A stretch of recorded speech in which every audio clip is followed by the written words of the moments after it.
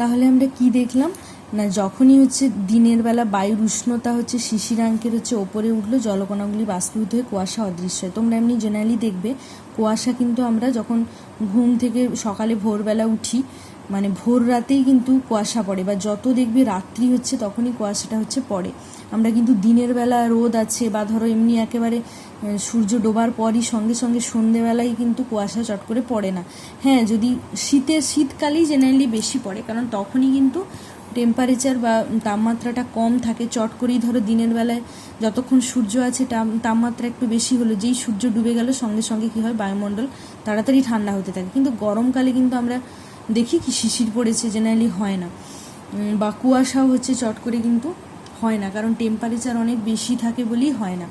তো কারণ হচ্ছে ওটাই, মানে যখনই টেম্পারেচার তাপমাত্রা বাড়তে থাকবে, আমি দ্রবণের ক্ষেত্রে এক্ষুনি তোমাদেরকে বলেছিলাম যে আগের পেজে দেখালাম না, যে যখনই ধরো 25 ডিগ্রি টেম্পারেচারে যে দ্রবণটা সম্পৃক্ত ছিল, যখন 25 থেকে 50 হয়ে যাবে তখন কি হবে, তাতে তুমি আরও অনেক বেশি পরিমাণ দেখবে যেই টেম্পারেচার বা তাপমাত্রা তুমি বাড়িয়ে ফেলেছো, ওই সম্পৃক্ত দ্রবণই অসম্পৃক্ত হয়ে পড়েছে, মানে বাইরে থেকে আমি আরও দ্রাব অ্যাড করতে সেখানে পারবো।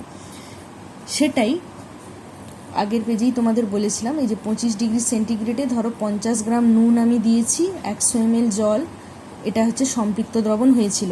ঠিক 25 থেকে যখন 50 ডিগ্রি টেম্পারেচার হয়ে যাবে তখন এই একই জিনিস আবার অসম্পৃক্ত হয়ে পড়বে। তখন 50-এর জায়গায় দেখবে হয়তো 80 গ্রাম নুন দিলে তবেই 100 ml জল হচ্ছে সম্পৃক্ত অবস্থায় আসছে। তো যাই হোক, তাহলে টেম্পারেচার বাড়লে আমরা দেখতে পাচ্ছি কি, দ্রবণের ক্ষেত্রে যেমন দ্রাব হচ্ছে গ্রহণের ক্ষমতা বাড়ছে, ঠিক একইভাবে টেম্পারেচার বা উষ্ণতা যখন বাড়বে, ওই উষ্ণতায় ওই পরিমাণ হচ্ছে মানে ওই আয়তনের বায়ুও কি হবে, জলীয় বাষ্প অনেক বেশি হচ্ছে, মানে বেশি পরিমাণে হচ্ছে জলীয় বাষ্প ধরে রাখতে পারবে। তাই জন্যে কি হচ্ছে, যেই সকালবেলা ধরো সূর্য উঠলো, টেম্পারেচার আস্তে আস্তে বাড়তে থাকলো, ওই যে জলটা তোমার অতিরিক্ত হয়ে গেছিলো, শিশিরাঙ্কের নিচে তাপমাত্রা চলে এসেছিলো বলে, তখনই তো ঘনীভূত হয়ে শিশির পড়েছিল, বা এই ধুলোকণাগুলোকে আশ্রয় করে হচ্ছে কুয়াশার সৃষ্টি করেছিল। সেই জলকণাগুলোই আবার কি হবে, টেম্পারেচার যেই বেড়ে যাবে আবার বাষ্পে পরিণত হয়ে আবার বায়ুমণ্ডলই আবার ভাসতে থাকবে। যেহেতু তখন টেম্পারেচার অনেক বেড়ে গেছে, তাই বায়ুমণ্ডলের কি হবে, জলীয় বাষ্প ধারণ করার ক্ষমতাও বেড়ে গেছে। তখন কিন্তু আমরা আর না কুয়াশা দেখতে পাবো, না শিশির দেখতে পাবো। আবার দেখতে পাবো যখন রাত্রেবেলা আবার টেম্পারেচার কমতে থাকবে, ওই একই পরিমাণ বাষ্প দ্বারা কি হবে, বায়ুমণ্ডল সম্পৃক্ত অবস্থায় চলে আসবে।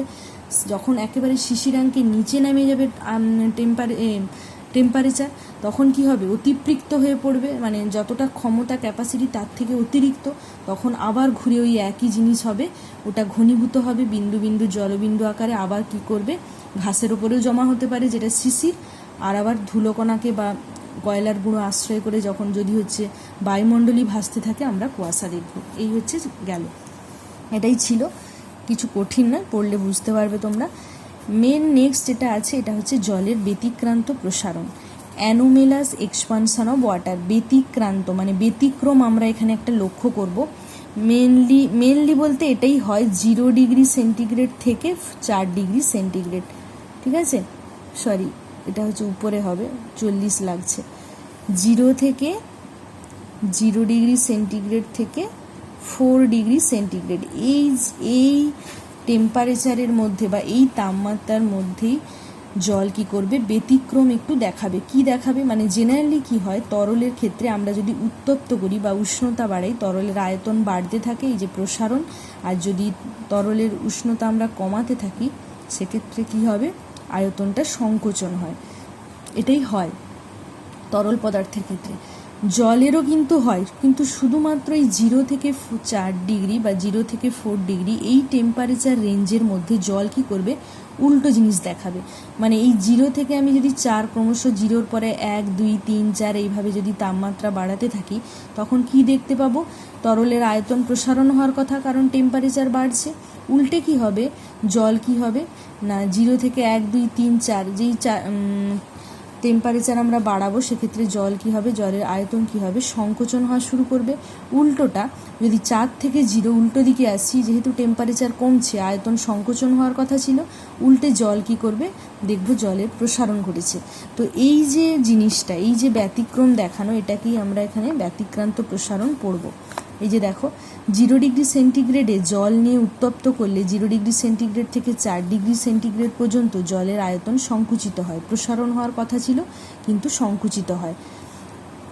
এখানে তোমাদের আমি একেবারে গ্রাফ দিয়ে বলে দিচ্ছি, তোমাদের এখানে আয়তনের সঙ্গে উষ্ণতার একটা জলেরই একটা গ্রাফ প্লট করে দেখিয়েছে। এখানে দেখো গ্রাফটা এরকম হওয়ার কথা ছিল, এটা যদি এক্স অক্ষ বরাবর হচ্ছে টেম্পারেচার উষ্ণতা, আমি এখানে ছোট করে লিখছি, আর এদিকটা হচ্ছে আয়তন।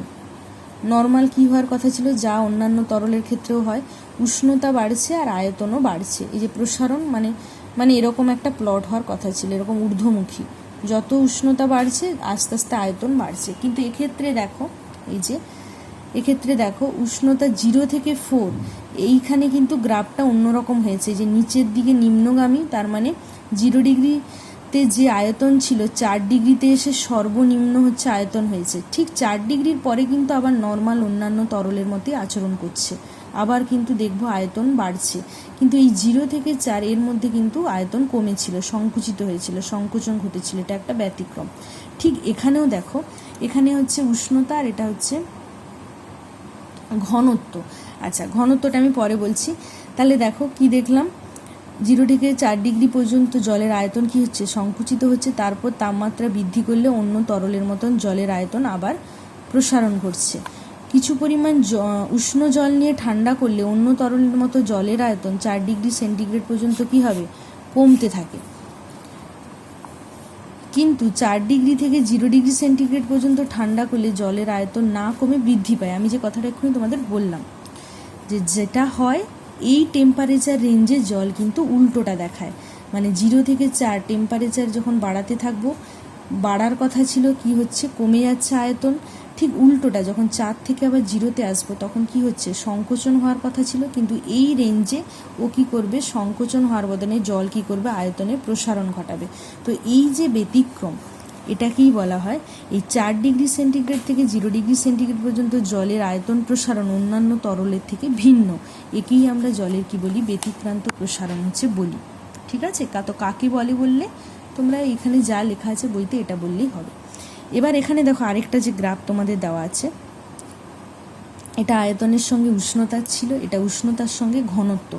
দেখো ঘনত্ব সমান আমরা কি জানি, ভর বাই আয়তন। আমি এখানে লিখছি ঘনত্ব সমান ভর বাই আয়তন। তাহলে এটুকু আমরা বলতে পারি ঘনত্ব আর আয়তন হচ্ছে ব্যস্তানুপাতিক সম্পর্ক, মানে আয়তন যদি বেশি হয় ঘনত্ব কম হবে, আর আয়তন যদি হচ্ছে কম হয় ঘনত্ব বেশি হবে, ব্যস্তানুপাতিক।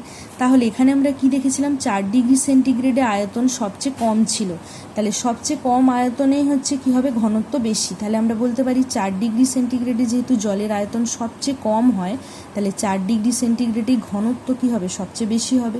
তো সেটাই দেখো এখানে দেখিয়েছে, এই যে 0 থেকে 4 জলের হচ্ছে আয়তন কি হয়, কমতে থাকে। এই যে এখানে দেখো, এই যে 0 থেকে 4°C এই রেঞ্জে কি হচ্ছে, জলের আয়তন কমতে থাকছে। আয়তন কমতে থাকছে মানে কি, ঘনত্ব বাড়তে থাকবে, কারণ আয়তন আর ঘনত্ব ব্যস্তানুপাতিক সম্পর্ক। তো এটাই এখানে প্লট করে দেখিয়েছে, 0 থেকে 4-এ ঘনত্ব কি হবে, আস্তে আস্তে বাড়ছে। আবার 4-এর পর তো জলও হচ্ছে অন্যান্য তরলের মতো আচরণ করছে, আয়তন বাড়ছে। তাহলে আয়তন যদি বাড়ে ঘনত্ব কমে যাবে, তাই জন্য প্লটটা এভাবে আবার নিম্নমুখী হয়েছে, এটাই এখানে আছে। তাহলে প্লট করতে দিলে তোমাদের আশা করি কোনো অসুবিধা হওয়ার কথা নয়, একটু বুঝে পড়বে তাহলেই বুঝতে পারবে, কিছুই নয়। এখানে হচ্ছে উষ্ণতার সঙ্গে আয়তন, যেহেতু আয়তন আর ঘনত্ব পরস্পর ব্যস্তানুপাতিক, তাহলে আয়তন যে মুহূর্তে সবচেয়ে বেশি সেই মুহূর্তে ঘনত্ব সবচেয়ে কম, আর আয়তন যে মুহূর্তে সবচেয়ে কম ঘনত্ব সেই মুহূর্তে সবচেয়ে বেশি। যেহেতু 4°তে জলের আয়তন সর্বনিম্ন, তাহলে ঘনত্ব হচ্ছে 4°তে সর্বোচ্চ হবে, এটাই এখানে প্লট করে দেখিয়েছে। নেক্সট, এটা হচ্ছে লাস্ট টপিক এই চ্যাপ্টারে, এটা খুব ইম্পর্টেন্ট। এই যে জলের ব্যতিক্রান্ত প্রসারণ ঘটে, মানে 0 থেকে 4 এই টেম্পারেচার রেঞ্জে জল যে অন্যান্য তরলের থেকে উল্টো ব্যতিক্রম আচরণ করে, এর ফলেই কিন্তু সামুদ্রিক যেসব বা জলজ যে সমস্ত জীব, বরফের দেশে বিশেষ করে, তারা কিন্তু বেঁচে থাকতে পারে। কিভাবে, এখানে দেখো একটা ছবি দেওয়া আছে, এটা শীতল বায়ু, এখানে বরফ সংলগ্ন, তার ঠিক নিচের জলের যে উষ্ণতা সেটা হচ্ছে 0, পরপর পরপর নিচের দিকে কিন্তু টেম্পারেচার একটু বাড়ছে। এখানে কি বলেছে আগে দেখে নাও। বলেছে জলের ব্যতিক্রান্ত প্রসারণের ফলে শীতের দেশে শীতকালে জলজ জীব বা সামুদ্রিক জীবরা কিন্তু বেঁচে থাকে। কিভাবে? শীতের দেশে শীতকালে বায়ুর উষ্ণতা কমে গেলে পুকুর হোক, নদী বা সমুদ্রের জলের ওপরের অংশ ঠান্ডা ও ভারী হয়ে নিচে নেমে যায় এবং নিচ থেকে উষ্ণ জল ওপরে উঠে আসে। এই পরিচলন স্রোত চলতে থাকে এবং একসময় জলের উষ্ণতা কমে 4 ডিগ্রি সেন্টিগ্রেড হয়। শীতের দেশের কথা বলেছে। এমনি নর্মাল আমরা যে ওয়েদারে বসবাস করি, আমাদের এখানে তো আর বরফ পড়ে না ধরো, আর জিরোও হয় না, কিন্তু যে সমস্ত জায়গায় ধরো শীতকালে হোক বা বরফের দেশ যেগুলো ম্যাক্সিমাম সময় ঠান্ডাই থাকে, তো সে সমস্ত জায়গায় সেখানে কি হয়, ওপরে ধরো বায়ুমণ্ডলের টেম্পারেচার হচ্ছে ক্রমশ কমতে থাকছে। এবার ওপরের বায়ু সংলগ্ন যে একদম ধরো যে জলাশয় হোক না কেন, তার ওপরের যে জলের যে পৃষ্ঠ, সেটাও কি হবে, চট করে বায়ুমণ্ডলের যে টেম্পারেচার বা তাপমাত্রা, সেটা কি হবে, সেই সংস্পর্শে এসে ঠান্ডা হবে চট করে। তো যখনই ঠান্ডা হয়ে যাবে জলটা, সেটা কি হবে, ভারী হয়। তো কারণ তোমরা এক্ষুনি তো দেখেছো যে উত্তপ্ত করলে আয়তন প্রসারণ হয়, আয়তন বাড়বে মানে জিনিসটা হালকা, ঠান্ডা হলে আয়তন সংকোচন হবে, ভারী হবে, মানে ঠিক আছে। তো যখনই ঠান্ডা হবে ওপরের জল ভারী হয়ে কি যাবে, ভারী জিনিস তো আর জলের ওপর বেশিক্ষণ ভেসে থাকতে পারে না, সেটা কি হবে, নিচের দিকে চলে আসবে। ঠিক উল্টোটা, নিচের দিকে জলের কিন্তু তাপমাত্রা একটু বেশি থাকবে। এই কারণেই বেশি থাকবে কারণ সেখানে তো তোমার নিচে তো আর ওপরের বায়ুমণ্ডল হচ্ছে ঠান্ডা বলে চট করে জলাশয়ের ওপরের তলের যে বা ওপরের পৃষ্ঠের যে বায়ু, সেটা চট করে কি হচ্ছে, বায়ুর সংস্পর্শে এসে ঠান্ডা হয়ে যাচ্ছে। কিন্তু ভেতরে নিচের জল তো আর চট করে বায়ুর সংস্পর্শে আসছে না, তাই জন্য নিচের কিন্তু জলের যে উষ্ণতা সেটা কিন্তু সঙ্গে সঙ্গে জিরো হয় না, সেটা কিন্তু বেশিই থাকে। তো এবার তাহলে কি হয়, নিচের যে উষ্ণ জল সেটা হালকা বলে সেটা কি হবে, ওই যেহেতু ওপর থেকে জল নিচে নেমে চলে এলো, ফাঁকা স্থান পূর্ণ করার জন্য নিচের উষ্ণ আর একটু হালকা জল কি হবে, আবার ওপরের দিকে উঠে যাবে। এরকম একটা পরিচলন স্রোত কিন্তু চলতে থাকে। এভাবে কি বলেছে, এরকম চলতে চলতে একটা সময় কি হয়, এক সময় কি হবে, জলের উষ্ণতা কমে হচ্ছে 4 ডিগ্রি সেন্টিগ্রেড হয়। 4 ডিগ্রি সেন্টিগ্রেডে আবার জলের ঘনত্ব সর্বোচ্চ। ওপরে জলের তাপমাত্রা কমে 4 ডিগ্রি সেন্টিগ্রেডের কম হলে সেটি হালকা হয়, তাই নিচে না নেমে ওপরেই হচ্ছে থাকে। মানে এই যে পরিচলন স্রোতটা চলছিল, ধরো আমি কথাই বলছি, ওপরে হচ্ছে তোমার বায়ুমণ্ডলের টেম্পারেচার হচ্ছে 10 ডিগ্রি সেন্টিগ্রেড, ঠিক আছে। তো 10 ডিগ্রি সেন্টিগ্রেডে যেই হলো ওপরের যে জলাশয়ের ওপরের যে জল, সেটা হচ্ছে ঠান্ডা হয়ে গেল, 10-এই এলো, 10-এ হয়ে যাওয়ার পর সে একটু ঠান্ডা হয়ে ভারী হলো, দিয়ে কি হবে, নিচে চলে গেল। ওপরের জল নিচের জল কি হবে, যেহেতু টেম্পারেচার বেশি, সেটা আবার উপরে আসছে। এরকম করতে করতে করতে করতে বায়ুমণ্ডলের যখন তোমার তাপমাত্রা 4 ডিগ্রি সেন্টিগ্রেডে পৌঁছায়, তখন কি হবে, ওপরের ওই যে জল ওপর নিচ হচ্ছিল, হতে হতে হতে হতে ওপরের জলটাও কি হবে, 4 ডিগ্রি সেন্টিগ্রেডে কি হবে, পৌঁছবে। এবার 4 ডিগ্রি সেন্টিগ্রেডে যেহেতু জলের ঘনত্ব সর্বোচ্চ মানে কি, সেটা খুব ভারী, তাহলে সেটা যেহেতু ভারী, এই যে দেখো 4 ডিগ্রি সেন্টিগ্রেডে জলের ঘনত্ব সর্বোচ্চ, ওপরে জলের তাপমাত্রা কমে 4 ডিগ্রির থেকেও কম হবে, কারণ আস্তে আস্তে তো টেম্পারেচার কমছে, ঠিক আছে। 10 থেকে শুরু হয়েছিল, 9, 8, 7 এরকম করে করে 4 ডিগ্রির কথা এখানে হলো। 4 ডিগ্রিতে বলেছে জলের ঘনত্ব সর্বোচ্চ। এবার ওপরে জলের তাপমাত্রা কমে 4 ডিগ্রির থেকেও যখন আবার কম হবে, সেটি কি হবে, হালকা হবে, তাই নিচে না নেমে কি হবে, ওপরেই থেকে যাবে। এখানে 4 ডিগ্রি যে জল, সেটা তো যেহেতু ঘনত্ব সর্বোচ্চ, সে তো আর ওপরে হচ্ছে উঠতে পারবে না, ঠিক আছে। তো 4 ডিগ্রির আগে পর্যন্ত জল কিন্তু কি হচ্ছিল, জল দেখো 4 ডিগ্রির আগে পর্যন্ত ওপরের ভারী জল নিচে এসেছিল, নিচের জল কিন্তু ওপরে উঠছিল। কিন্তু যখন এই জায়গার যখন হচ্ছে তাপমাত্রাটা 4 ডিগ্রিতে পৌঁছে গেল, 4 ডিগ্রিতে যেহেতু হচ্ছে জলের কি হচ্ছে, আয়তন হচ্ছে সবচেয়ে কি হবে, আয়তন হচ্ছে কম এবং ঘনত্ব সর্বোচ্চ, এটা হচ্ছে ভারী। মানে এই অংশে যখন জলের উষ্ণতা 4 ডিগ্রি হয়ে যাবে, এ কিন্তু ভারী হওয়ার জন্য 4 ডিগ্রির আগে পর্যন্ত 5 ডিগ্রি পর্যন্ত কিন্তু জলটা ওপর নিচ করছিল, কিন্তু 4 ডিগ্রিতে আসার পরে এই ভারী জলটা কিন্তু আর ওপরে উঠতে পারবে না, কারণ ভারী জিনিস তো আর ওপরে ভেসে উঠতে পারে না। তো আর কিন্তু তখন আর কিন্তু ওই পরিচলন স্রোতটা আর কিন্তু এই যে দেখো বলেছে ওপরে জলের তাপমাত্রা কমে 4 ডিগ্রির থেকেও যখন কম হবে সেটি হালকা হয়, তাই নিচে না নেমে কি হবে, ওপরেই থেকে যাবে। মানে এই 4 ডিগ্রির যে জল, এটা এই অবস্থায় থাকার পরে আর কিন্তু ওপরে যাবে না। এবার ওপরে যখন যাচ্ছে না, 4-এর পরে আরও যখন ধরো জলটা বাইরের টেম্পারেচার 4-এর পর 3, 2, 1, 0 হবে, তখন পরপর কি হবে, এই 4 ডিগ্রির পরে ওপরের লেয়ার থেকে কিন্তু তাপমাত্রাটা ওই একই রকম 3, 2, 1 হতে থাকবে। এই যে দেখো ওপরের জল ক্রমশ ঠান্ডা হয়ে ওপরে জলের তাপমাত্রা কমে 4 ডিগ্রির কম হলে সেটি হালকা হয়, তাই নিচে না নেমে ওপরেই থাকে। ওপরের জল ক্রমশ ঠান্ডা হয়ে বরফে পরিণত হয়, কিন্তু নিচের জল 4 ডিগ্রি সেন্টিগ্রেড উষ্ণতায় থাকে। বরফ তাপের কি হচ্ছে, কুপরিবাহী, তাই জন্য নিচের জল থেকে বেশি তাপ পরিবাহিত হয়ে বায়ুতে কি হবে, বেরিয়ে যেতে পারবে না। জলাশয়ের নিচের জল 4 ডিগ্রি সেন্টিগ্রেডে থাকে বলে মাছ ও অন্যান্য জলচর প্রাণী শীতের দিনেও বেঁচে থাকে। মানে কথাটা একটু বোঝার চেষ্টা করো। মানে বলেছে এরকম তো ধরো জলাশয়ের বাইরে হচ্ছে বায়ুমণ্ডল আছে। ধরো শীতের একটা দেশ, বা আমাদেরই শীতকালের কথা চিন্তা করো, যদিও এখানে কোনো সময় 0 হয় না, তাও বলছি। ধরো বাইরের টেম্পারেচার 10 বা 15, এবার আস্তে আস্তে আরও ঠান্ডা হচ্ছে, ধরো সন্ধে হয়ে আসছে, আস্তে আস্তে ঠান্ডা হবে 10, 9, 8, 7, 6, 5, 4 পর্যন্ত তো কোনো অসুবিধেই নেই। ওপরের বায়ু ঠান্ডা হলো, ঠান্ডা বায়ু ভারী বলে নিচে চলে এলো, নিচের যে উষ্ণ বায়ু সেটা উপরে উঠছিল, এভাবে পরিচলন স্রোত কিন্তু চলছিল। ঠিক যখনই 4 হয়ে গেল, মানে এই যে ওপরের বায়ুমণ্ডলের উষ্ণতা যখন 4 ডিগ্রি সেন্টিগ্রেডে হলো, সেই 4 ডিগ্রি সেন্টিগ্রেডের পর সেই যে ভারী বায়ুটা যখন নিচে চলে এলো, তারপরে 4 থেকে যখন 3, 2, 1 হবে, তখন কিন্তু কি হচ্ছে না, এই যে 4 ডিগ্রি সেন্টিগ্রেডের হচ্ছে বায়ুর ঘনত্ব কি দেখেছিলাম, সর্বাধিক, যেহেতু এটাই সর্বোচ্চ, বা এই বায়ুটাই হচ্ছে সবচেয়ে বায়ু নয়, জলই হচ্ছে সর্বোচ্চ ভারী। কিন্তু 4-এর পরে যখন 3 হবে, 3-এর বায়ুটা কিন্তু আর নিচে আসবে, আর 4 ডিগ্রি সেন্টিগ্রেডের বায়ু, বারবার বলছি জল, তো 3 ডিগ্রি মনে করো 4-এর পর যেই বাইরের বায়ুমণ্ডলের টেম্পারেচার 3 হলো, তখন ওপরের তলের যে জল সেটাও তো 3 হবে, সেই জলটা কিন্তু আর নিচে আসবে না, আর এই 4 ডিগ্রির জল উপরে উঠবে না। তার কারণ এটাই, এই যে 4 ডিগ্রির যে লেয়ারটা, 4 ডিগ্রি সেন্টিগ্রেডের যে জলের লেয়ারটা, সেটা এতটা ভারী, সে কিন্তু আর উপরে উঠতে পারবে না। তার আগে পর্যন্ত কিন্তু এই জিনিসই হচ্ছিল। তাহলে তখন কি হবে, এবার বায়ুমণ্ডলের তাপমাত্রা তো 3-এর পর 2, 1, 0 এরকম হতেই আছে, কমতেই আছে।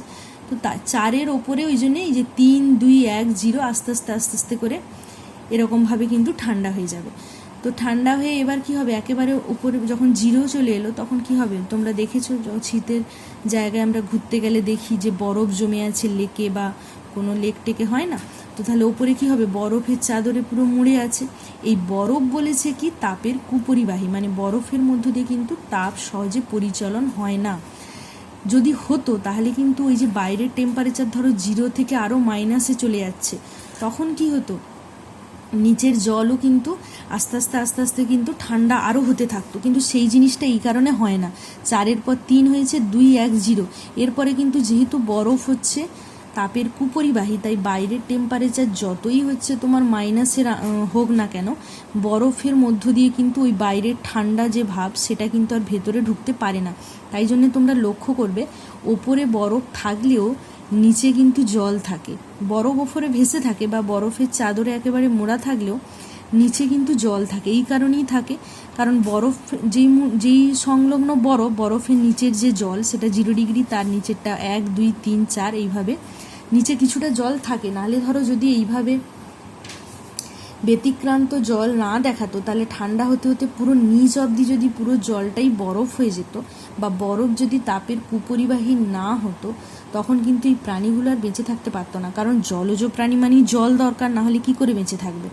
তো সেই কারণেই বলেছে এই ব্যতিক্রমটা দেখায় বলেই এই 4 ডিগ্রি সেন্টিগ্রেডে ঘনত্ব সর্বাধিক হয়, তার এটাই কারণ 0 থেকে 4। এই ব্যতিক্রমটা এই কারণে দেখায় কারণ 0 থেকে 4ই হচ্ছে কি হয়, জলের হচ্ছে কি হচ্ছে আয়তন প্রসারণ হওয়ার বদলে সংকোচন হয়, তার জন্যই 0 ডিগ্রিতে আয়তন সর্বনিম্ন হয় এবং ঘনত্ব সর্বোচ্চ হয় বলেই এই জলটা কিন্তু আর ওপরে ওঠে না, এইভাবে আস্তে আস্তে আস্তে আস্তে আর ভারী হয়ে যায় বলে আর ওপরে উঠতে পারে না, দিয়ে কি হয় এরকম এখানে জলের একটা লেয়ার থাকে এবং সেই জলেই জলজ প্রাণীরা থাকে এবং বেঁচে থাকতে পারে।